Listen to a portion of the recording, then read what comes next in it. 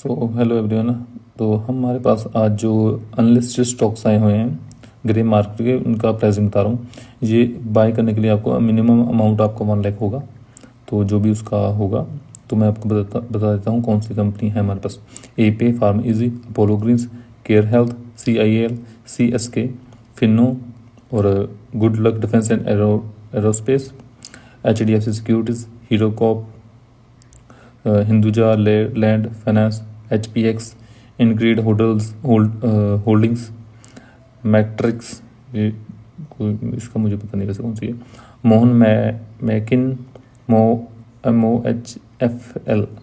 MSEI, NCDEX, ये exchange है दोनों, NERL, NSE का भी बहुत अच्छे प्राइस पे है हमारे पास, ONX, रिन्यूएबल, ऑर्बिस, ओयो, प्राग, पहरज, पॉलीमैक,